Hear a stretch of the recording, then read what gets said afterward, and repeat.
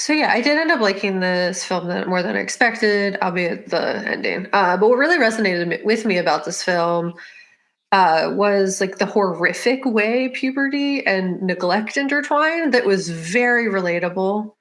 Um, and in this section, I'm going to give way too much information about my own middle school slash puberty experience. That maybe I'm just going to say like, Mom, don't listen to this one. Because it's from the before time and you don't want to know. But yeah, so like neglect and puberty intertwined in such a way that I haven't seen in a lot of other films. Like I've seen like neglect portrayed on screen, but this was like very visceral and like very upsetting. And the parents were just like entirely unpresent outside of like seeking to discipline her. Mhm. Uh, while like and like based on the call at the end, like clearly there was like some level of love, but Yeah. like it was faint. And like intention doesn't matter so much if your impact is horrible. So they just aren't doing a great job. Um and there was just so much disconnect in understanding that also really resonated with me. And like they just didn't understand their child. And that just like that specific understanding disconnect is like what made the storytelling so powerful, but also like made her so relatable. Because there's so much fear that came with that. And ultimately, like that fear translated into Mia making horrible and very Mhm. dangerous decisions. Also, like middle slash high school is such a rough time to relocate a Mhm. child, like uproot them and just place them in a new environment with literally like no padding. Like they didn't prep her, they didn't like make sure she was good. They're just like, Mhm. you need to adjust immediately. There's not really a choice in the matter. And it's fail or fly. Yeah. We are tossing you out of a nest and you will either hit the ground or like you will train you first. So like they really prepared her none. And I know like from like my own familial history, that's something that happened to my mom that was really traumatic for her. She associates that as something that was like a defining moment for her. Being like uprooted in high school and middle school to like start fresh. So it's like a really traumatic thing for a teenager to go through, is basically what I was trying to say there. Mhm. And there's just so much lack of communication around these changes that they were going through that also just felt so familiar, as I experienced something very similar in that like my pre puberty talk was like, did you learn about it at school? Yes. Do you have any questions? No. And then it was literally never talked about again. And that Yeah, was the same. vibe that I got from this film, where they're like, they asked her if she was cool once and then never did again. And we're like, you got it. Go ahead. And if you don't Yeah. got it, like, we're not going to help. We're just going to yell at you. It's also Um, crazy that the doctor did not call parents when she was very clearly yes. sick. Yes. Yeah. So like Gabe, you said you really just the only comment I got is my favorite talk was like, don't get pregnant. And I was like, I don't even know what would go into that. So yeah, we're probably fine. I don't even know what would make that happen. So like like very likely I won't. But I related heavily to the ambiguity surrounding whether or not their experience was normal, specifically the doctor scene. Like I was dying. Like I was like yelling at the just because like I related to that so much, because it's like you don't really go to the doctor unless you need to sometimes. Like some people, like me specifically, I was like, I would just kind of like handle things until a Mhm. doctor would be brought in or like it was deemed necessary to do Yeah. so. And like they did nothing. And I felt very similarly in my like puberty experience where I was like, hey, I feel like something's wrong. And they're like, no, Yeah. you're fine. It was kind of like the movie with the werewolves, Ginger Ginger Snaps, snaps, where yeah. she's like, I am bleeding a lot. And she's like, it's just normal. It's It's a normal. heavy flow. Gushing is fine. Yeah. Nothing to stress about.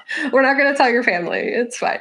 Um, But yeah, so it's just like she was so scared of not being normal, and that was also super relatable. And just like that they handled it however they could. So I'm gonna get into my childhood upbringing. So this is probably too much information about my childhood that may be better suited for a therapy session, but we need to fill time. So while I didn't transform into a mermaid during puberty, I think I handled it pretty similar to me how Mia did in the film, except the main difference was that I was not cool.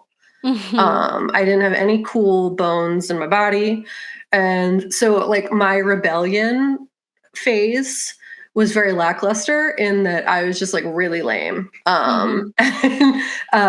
And while like there were lots of pieces of this where like I tried to be cool, I basically like just didn't understand social cues. So my rebellious phase was just like questionable things on AOL chat rooms, where like I pretended to be other people and like an adult in Mhm. AOL chat rooms, or they're like, "Who's the kids in AOL chat rooms?" It was me. Yeah. Uh, and like writing like really honest Zanga. I don't know if you remember Zanga Mm-mm. statuses. It was like fancy blogs. Oh. And then like MySpace essentially. But I also like stayed in the same town, which probably was for my benefit. But my entire schooling experience, I never like left where I was. So when I hit puberty, I didn't get to like reinvent myself like Mia did.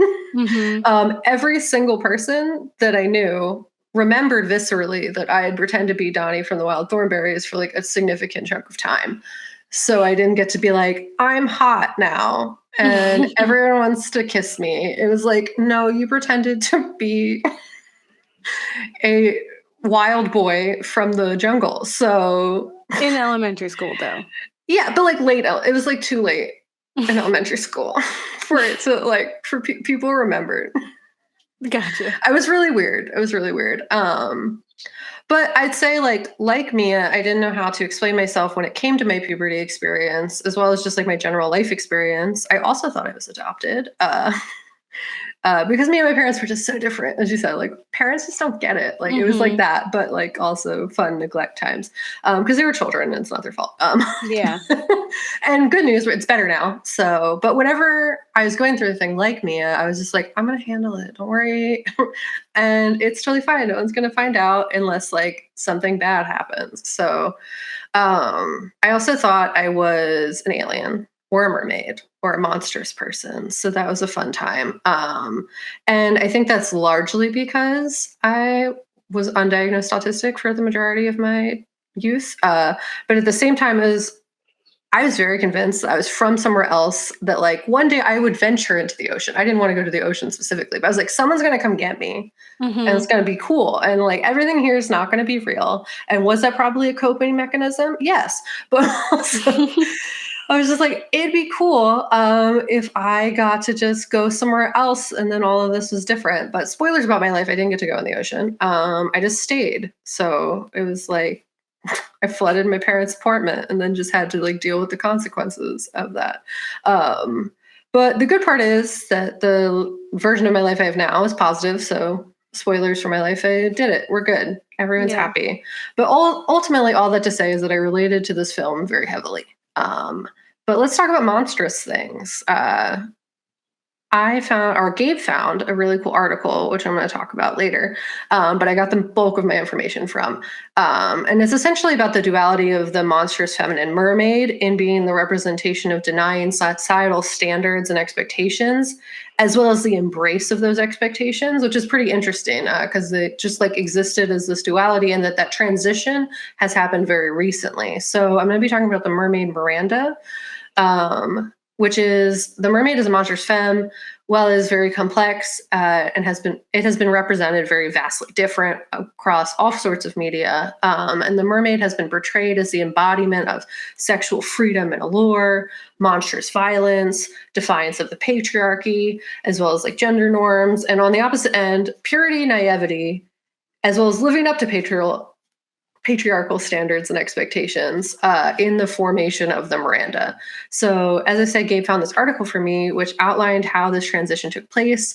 And in comparing the tales of the mermaid to the Miranda from Shakespeare's The Tempest, we get like a more clear understanding. Now, I haven't read The Tempest, but I did do some reading about the play and found on No Sweat Shakespeare, which describes Miranda's character as a living representation of female virtue. She is typically viewed as having internalized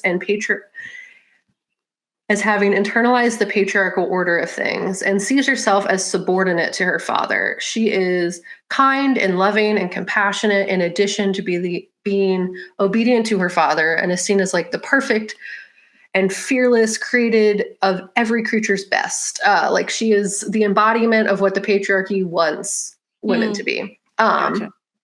With this understanding that the Miranda is a representation of the patriarchal view of the ideal woman, she exists as a stark contrast to what the mermaid in the past has represented. The lore surrounding mermaids was largely positioned them as like a threat to humans that ventured into the water or unfamiliar waters specifically, as well as like a sexually aggressive and autonomous creature that represented like power and freedom. And in many ways, the lore surrounding the mermaid existed as like a threat to the patriarchal values instead of a reinforcement of them. So in the past 2 decades specifically, the view of the mermaid has transitioned into something else, specifically less monstrous and more concerning. Tying this back to the article I mentioned before that Gabe shared with me, their entire argument follows this idea. The paper is titled Of Tales and Tempests, Feminine Sexuality in Shakespearean Children's Texts by Erica Hately of Monash University. And they go on to say, if mermaids have long represented the competition between sexuality and spirituality within the feminine, Mirandas have represented the competition between autonomy and familial obligation. So while they have previously existed as opposites, in the last 2 decades, these two characters have essentially merged to this Mermaid-Miranda figure, specifically in children's texts, seemingly with the goal of emulating behavioral ideals for young girls, using the Mermaid-Miranda as a model that conveys their obligation to adhering to patriarchal values. So they go on to say, the ambiguity is legible in both the mermaid and the Miranda figures are potentially challenging to patriarchal culture in that the mermaid traditionally represents a model of autonomous and devouring feminine sexuality. And Miranda use value for social cohesion is only as great as her willingness to adhere to the roles of the daughter and wife that are offered to her.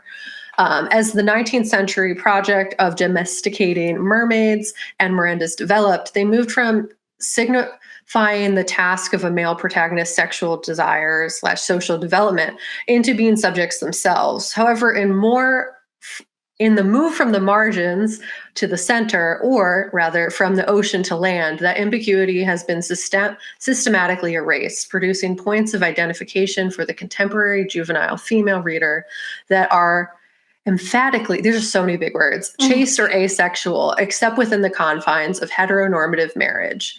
The contemporary Mermaid-Miranda task is to revolve her sexuality into either absence or regulated presence. The implied girl reader is socialized into a self-regulating identity that is subordinated to patriarchal models of sexuality, models that Shakespeare himself then seems to authorize. So if we're viewing this with the lens of the Ghouls, as we always do, in that media is created with the purpose of conveying a message, and the intention behind a narrative, specifically, this one makes a lot of sense, especially when being used in children's literature, as writing for children's literature is often done with purpose and instilling value systems. It makes sense that they would try to push young girls to be subservient to the idea that they need to get married, adhere to nuclear families, Judeo-Christian values, et cetera, et cetera. According to Hately, the use of the Mermaid-Miranda has transformed the mermaid from the monstrous feminine to the reinforcer of patriarchal values through Disney's The Little Mermaid, as well as Penny Russen's Undine. Given these contradictions, it is unsurprising that 19th century writers began producing mermaids for children, especially girl readers, who themselves were made the sites of contradictory codings of sexuality and chastity, knowledge and innocence, and the future virginal maternal. The domestication of Miranda follows a comparable logical trajectory, for if Prospero is the 19th century ideally wise and protective father, Miranda becomes the 19th century's ideally chaste and potentially sexual daughter. The Mhm. storm that gives the play its name, like the Mermaid's Tale, is both present and absent, and it has a seeming reality, yet can have no effect beyond Prospera's intention. So too must the sexuality of Miranda and the adolescent girl be present but inactive outside of social familial structures. The results being that the message being directed at young girls is problematic and somewhat unsurprising in terms of the ideals we see represented in many children's media in general, specifically Disney, who has until recently pushed like child brides as a narrative pretty regularly. Yep. And the Monstrous Mermaid sanitized to operate as a tool of the patriarchy instead of a fighter against it is essentially not the kind of taking it back that we like to see. If anything, I would have enjoyed the Little Mermaid just not doing that. But also, like in this film specifically, I would have enjoyed seeing Mia be a little bit more monstrous, a little less sanitized in that way, as a way of taking back some strengths. Specifically, instead of eating random fish, it would have been cool if she like ate the predatory men that she interacted with. And I mean, if we're thinking of like the Mermaid-Miranda and how that's like being pushed as well, I mean, we're thinking like Ariel, the whole goal is to just get married and have this boy man person marry her and whatever father says. It's like, I don't know. That was random. I tied these back together wrong, but whatever. Essentially, the moral of the story, friends, is that like the monstrous femme of the mermaid used to be really cool in that it was like, we're going to eat men and murder them and all their problems. And now it is like taking the power from the mermaid and being like, hey, but like, what if we use this to instead make it so young girls don't want to like be independent and free, or like stealing the kind of like identity exploration away from like what it's intended to be. But yeah, that's my thing. Ultimately, yeah. I wish it made 8 people. I think that would have been fun. I feel like if any of these scenes happened and she was like, I'm gonna, instead of just dealing with this, murder. I don't know if that would have been the cool ending? I don't know. Is that the ending that we missed? I was hoping, like, the ending I wanted was for her mom to be like, "Yeah, we're mermaids, and that makes us cool." Um, or to be like, "Yeah, you're adopted, but you're still our kid, and we love Yeah. you despite the fact that you're different." Like, that's what I was waiting for the parents to do something, and they Yeah. didn't. Or I was waiting for Gianna to be like, "I love you anyway." Um, it just made it complicated. Like, their relationship didn't really get to be explored because it was overshadowed by Mm, her becoming a mermaid. And at times it was like, again, like this, the facts were really cool, and you get a lot of value out of being like squeamish, and it definitely feels like a body horror in a lot of ways. The tale is pretty cool. It just takes a very long time to get to that, and I lost a lot of the value, unfortunately. yeah. No, I definitely see that. I think if there was more of a resolution, specifically in the way that you said, that would have been really positive. And I mean, murder maybe would have been fun too. Um, Either way, I guess like it really did showcase the horrors of puberty and neglect and the way girls are sexualized by society Hmm. in a way that's very like forceful and disgusting. And very like out of the child's control Hmm. in a lot of Yeah. ways. Like, she was definitely trying to, like, perform what she thought was the correct way to be, which is why she kept finding, like, that's why she hooked up with the boy in the first place. It was because she was confused by her feelings for Gianna, and so she has to, like, reaffirm her heteronormativity by having sex with this boy who's cool, and now she can the other girls can be like, "Oh my god, are you dating?" And it's like, "No, it's not that deep. We're 14." And then, um, like, her putting herself in all of those dangerous situations, like, when your body is so out of your control and you feel like this monster within it or this imposter within it, Mm, um, sometimes you do bad things to it. Yeah. Yeah. I relate to that a lot. That's the bulk of my drinking years. Yeah. You just put yourself in harm's way, and Yeah. I totally see that. Like, if I didn't have intense stranger danger, I definitely still put myself in a lot of dangerous situations regardless. Just because it it's Yeah. I hate the whole idea of just, like, so you can feel something, but that really is it, and, like, neglect and just not we come from a generation of kids where the parents just didn't want to acknowledge that sexuality has advanced to the way that it had, that Yeah. we were going through puberty much earlier than they had, and that, like, we needed a lot more constructive, like, Yeah. boundaries and explanations, and they just weren't on board with that because they Yeah. didn't have that and they didn't think it was We didn't needed. have enough internet is what I Mhm, think. I think like we were we went through puberty just a little too early. Cuz imagine if we had TikTok. Ugh. mhm. I mean, those kids are still struggling. Oh yeah, no, There's it's no not one in way to any way have to it. belittle their experience. It's just that there's more representation of what identity is so that it's like maybe easier, not easier might be not the right word, but like you may have more of an idea. And that's not universal. I mean, there's people who don't have access to the internet and to that extent or like like put into a box and are not allowed to see such things. Um in terms of like you're not allowed to they have like parental controls on Mhm. their internet or their media that they consume is very censored and yeah. Yeah. Ultimately to say it's all very intentional by Mhm. somebody, whether it's the patriarchy directly or parents who aren't doing a good job or are just doing like what they know and not what is actually healthy or good for children. I mean, who really knows? Yeah. People are still figuring it out.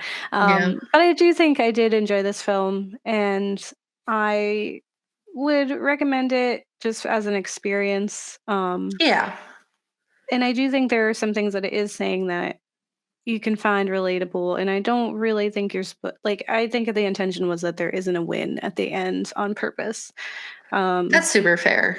like, sometimes that's okay to, Yeah. like, because some people have resulted in that same end, to a degree, right? Like, Yeah. it's not like everyone gets Or happily like ever maybe there's a after. sequel and she comes back. I don't know. You know what I mean? Like maybe there's just like a dark time and you come back and you learn to not run away into the ocean. Yeah. Um, Um, yeah, I think it that your would've parents loved you actually. They were just really bad at showing it. I just really wish that she hadn't been so alone, like, I would've really Yeah. enjoyed another mermaid being involved in this. Oh, Um, true. Yeah. just like if at any point someone was like, "Oh, for real?" But I mean, that's not true for everyone. Not everyone has like ever interacts with someone who is the identity that they're encountering, Yeah. or they don't until it's like much later in life, and you really just have to hold on and hope that you might, or that you're Find that that. person for somebody else, which is great. But I I am enjoying the Monstrous Feminine, like, series. I think we're coming to a lot of similar tropes. We're gonna close it out next week. It's Um, true. I wanted to there's so many different monsters to talk about. I think we did a really great job of kind of going and expanding outside the norm, like having the mermaid True. conversation. Like, I wanted like a silky conversation. Or if we weren't doing monstrous feminine, we could do that mermaid boy film, the 13th year or whatever, I do the like remember that. Disney. Yeah. And he became a mer person, and I remember that, and I thought that was very cute. Because he was like, "I can't be a mermaid. That's for girls." And I was like, "No, Remember Gender no, Norm? bud." Yeah, yeah, remember? Um, so I don't know, maybe one day. But if you have seen a Montrose Femme film that we have not covered and that you think would be really interesting to be covered, or you want to share with us, if there's a book or anything that you want to share with us, please let us know. You can Yeah. shoot us an email at thegoalsnextdoor@gmail.com. But you can also follow us on all our social media platforms. You can follow us on YouTube and Yeah. watch us also on Spotify, all kinds of ways. And remember to like and subscribe. Leave a comment if you're on Apple Podcasts. We would That love means a to hear lot. from you. Yeah, it means so much to us. And stay tuned. We are coming up on episode 200. It is That's happening. We're so crazy. close. That This is is 195. bonkers. That's bonkers. I also would like to know if other people watch this film and are like, I thought it was a totally different time. Yeah. I think that's fun. I feel like it would just be really cool to have someone be like, whoa, this is like an entirely different perspective that you don't have. And I was like, what? Yeah, I It's like love my that favorite too. thing to read.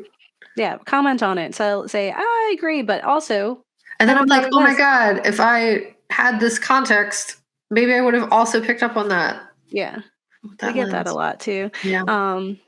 Yeah, we always value comments and replies, even if we don't agree with them.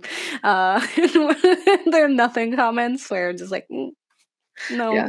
no. But oftentimes they're You're pretty also good like, what's comments. happening? What's Yeah, like what's happening here? what is that? What are you doing? Thank you for watching anyway. Yeah. And yeah, yeah. So we're gonna finish out the Monsters Femme, then we're gonna do some fun things for celebrating 200 episodes, and then we're gonna get into a whole new series, which will be really fun. Yeah. And We're a we'll million have years some old. guests and things, and yeah, we'll be doing that for a while now. And don't get married. Delete your kids, or your kids will become mermaids. And then they'll eat your pet fish that you Yeah, care but about. hopefully you like notice that your kid's a mermaid instead of doing what these parents did, which was just like Yeah, how do you blatant just not neglect. know?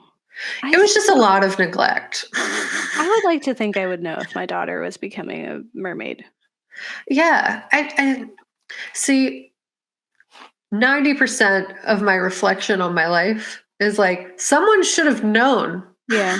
a thing. Any Yeah. of the things, any of the list, the long list of things is like there are so many people that just like witnessed me and did not realize anything or they That's knew and they were true. like, I'm gonna make a note of They have that, their own never stuff to mention deal it. with. Yeah. Also, it's like the world doesn't revolve around me. So I get it. I get it on both ends. It's really fun. But yeah, like hopefully you know if your kid is turning into a mermaid. And also it's like if you're not a mermaid and your kid turns into a mermaid, it's like how does that even happen? But also like you need to protect them and be nice to them and notice that it's Yeah. happening so that you're there for them even if you don't understand. Learn about it, figure out how to be an Yeah. ally to Just like mermaids. care. Yeah.